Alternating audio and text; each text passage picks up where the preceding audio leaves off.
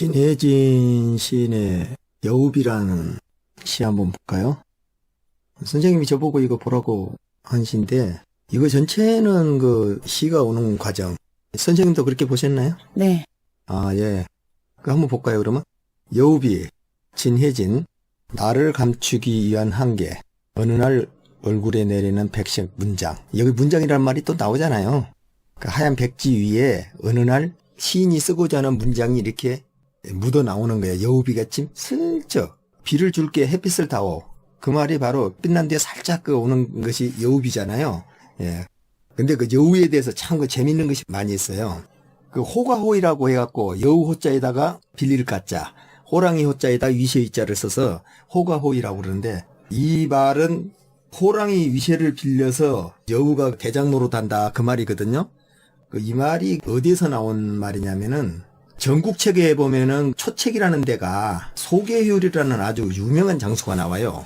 그 장수가 초선왕 때 그 워낙 뛰어난 장수다 보니까 북방에 있는 모든 제후들이 항상 그 소계효리가 쳐들어온다면 경계에 들어오는 거야. 그러니까 초선왕이 물어보는 거야. 근데 초선왕 그 밑에 신하 중에서 소계효리를 아주 시기하는 신하가 하나 있었어요. 거기다 물어보니까 그 신하가 자기 위세보다도, 초선왕의 위세보다도 소계효리 위세가 더 세니까 이제 물어본 거야. 그 신하가 뭐라고 말을 했냐면, 여우가 어느 날 산속을 가다가 호랑이를 만났습니다. 아, 그러니까 이게 피할 도리도 없이 워낙 배가 고픈 호랑이가 어이쿠 이거 잘 만났구나 하고 잡아먹으려고 이놈 하니까, 여우란 놈이 워낙 영리하잖아요.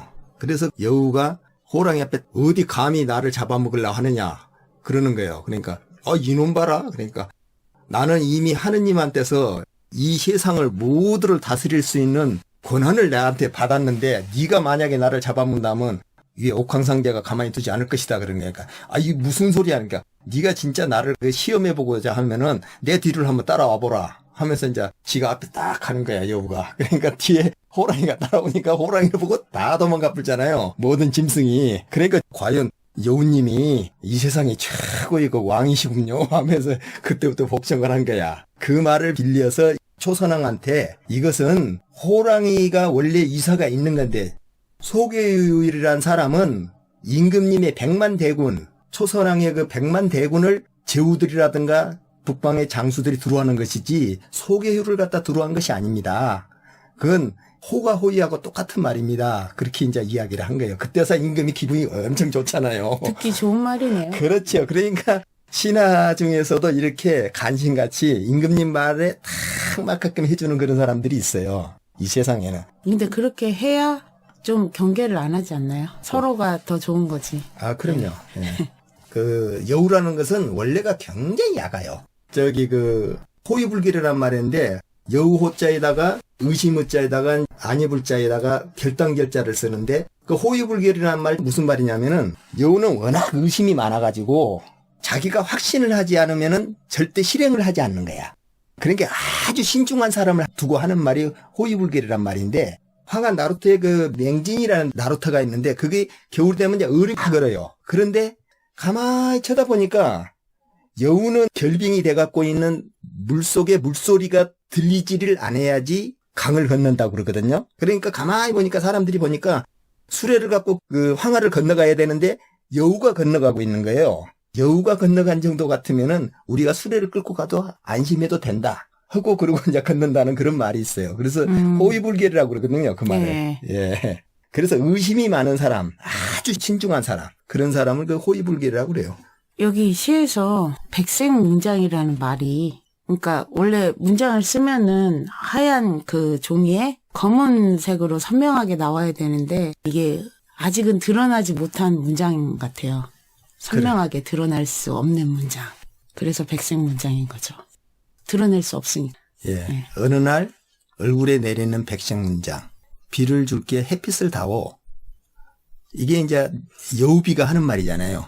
네. 선명하게 햇빛 아래 예. 사물의 모습이, 비가 근데 확 쏟아지고 난 다음에 햇빛이 더 찬란하잖아요. 그렇죠. 근데 여우비 갖고 안 되죠. 예. 갈증만 나는 것이죠. 그렇죠. 예. 그게 원래 비가 올라면 한 번에 왕창 쏟아져야 되거든요. 네. 그런데 여우비라는 것은 왕창 오질 않고 햇빛이 난 데서 그 안개비 같이 오는 거기 때문에 이게 갈증만 나는 거야. 그래서 전복이 필요한 날, 완전히 뒤집어지게끔 그냥 햇빛이 쨍쨍 나든지 아니면은 비가 왕창 오든지 이래야 된다는 말이죠. 그래서 경계를 무너뜨릴 이변은 없다. 그 경계를 넘어서야지만이 다른 색다른 것을 가져올 수가 있잖아요. 펼칠 수 있고. 예. 네.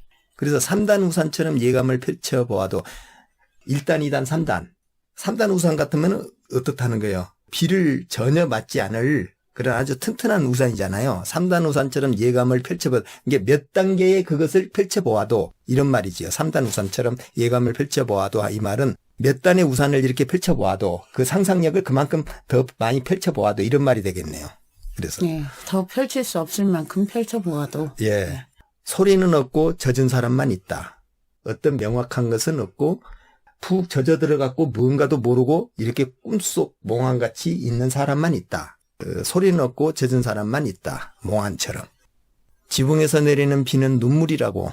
한 방울 한 방울이 눈물처럼 감성이 올라와야지 눈물도 나오는 거고 슬프든지 기쁘다는 것은 하나의 깊은 감성에 빠져야지 그 눈물이라는 건 나오잖아요. 예. 너무 슬퍼도 눈물이 많이 나오고 너무 기뻐도 눈물이 나오고 그러잖아요. 근데 진짜로 너무 많이 슬프면 눈물도 나오지는 않아요. 충격 상태에서 멘붕에 빠진 거겠죠. 너무 슬프다는 건. 나는 오랫동안 적고 싶은 생각뿐이라고. 거기에 푹 젖어보고 싶은 생각뿐이라고. 하얗게 한쪽을 드러낸 마당에선 심어놓은 작약이 쩍쩍 갈라진다. 작약이 쩍쩍 갈라진다는 것은 어떤 시어라든가 새로운 상태의 창작이 이루어졌다 이런 말이 되는 거거든요. 그런데 그것이 이루어졌는데 어떤 상태로 이루어진 거냐. 불임인 구름의 한계. 불임인 구름의 한계라면은 구름에서 비가 나와야 되는데 제대로 된 비가 안 나온다는 거죠. 예. 그래서 소낙비가 됐다든지 장대비가 됐다든지 이게 기분 좋게 쏟아져야 된대. 구름과 구름이 만나고 구름과 구름이 뭉쳐져서 뭔가 새로운 내려야 되는데 불임인 구름 뭔가 안 된다는 거죠. 대비를 시킨 것 같아요. 예, 불임인 구름의 한계라는 것은 비가 오는 것을 운우의 정이라고 그래요. 그것을 운우지락이라고 그래요. 또 운우의 정이라는 것은 하늘이 교합한 거, 하늘이 음양이 교합하는 것을 운우의 정이라고 그러는데 그 말이 운우지락이라고도 하는데 초해양 고사를 보면은 거기에가 뭐라고 돼 있냐면은 그 초해양이 운몽이 있는 고당회를 이제 갔었을 때 그 무산의 신녀가 와가지고 거기서 이렇게 즐겼다 해갖고 그걸 운우지락이라는 그런 그 고사성어가 있어요. 거기서 운우지정이라는 말이 나와. 그럼 운우지정은 뭐냐면은 이게 하늘이 교합하는 날이잖아요. 그게. 네.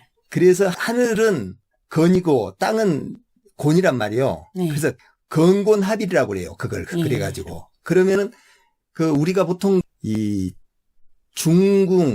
중전마마가 거하는 것을 곤전이라고 그래요. 그러면 우리나라에서는 어디냐면은 교태전이에요. 교태전.